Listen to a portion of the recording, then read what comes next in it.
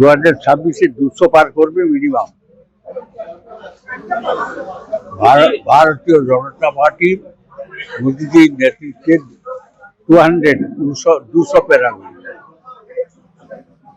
বিরোধীদের প্রার্থী তো সব যা কি ধরনের প্রার্থী হচ্ছে আপনার জানা আছে, আমি মন্তব্য করব না। এটা বীরেন শাসমলের মাটি, সুধীর দাস রাসবেরি পালের মাটি। এই মাটিতে কি ধরনের লোকের প্রার্থী হওয়া উচিত, যারা অপোজিশনের যা প্রার্থী হয়েছে আমি তাদের সম্পর্কে কোনো মন্তব্যই করতে চাই না, কিন্তু ভগবান এদের মঙ্গল করুক। আরো কিছুদিন এরা কাঁথির মাটিটা কি ওই সম্পর্কে জানবার চেষ্টা করুন। হ্যাঁ, যাবো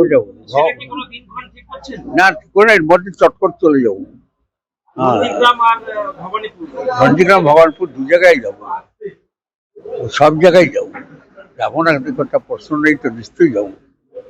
মার্জিন আমি আর একটু পরে বলবো, কারণ আমার সবটা আমার আইডিয়া এখন নাই। অনেকদিন আমি ভবানীপুরে বসবাস করেছি, এখন আমার যে ফ্ল্যাটটা আছে ভবানীপুরে বড়ারে একবারে কাছাকাছি, খুব কাছাকাছি, 5 মিনিটের ব্যাপার।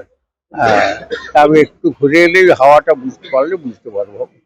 ঠিক মানে সরকারি দল তার বিশ্বাসযোগ্যতা একেবারে নষ্ট হয়ে গেছে, এবং যা সব প্রার্থী করেছে একবারে চ্যাম্পিয়ন ব্যারিস্টার, একবারে যারা সুপ্রিম কোর্ট হাইকোর্ট পর্যন্ত তিরস্কার করে যে পার্টিকে, সে পার্টি সম্পর্কে আর মানুষ আমরা কি বলবো।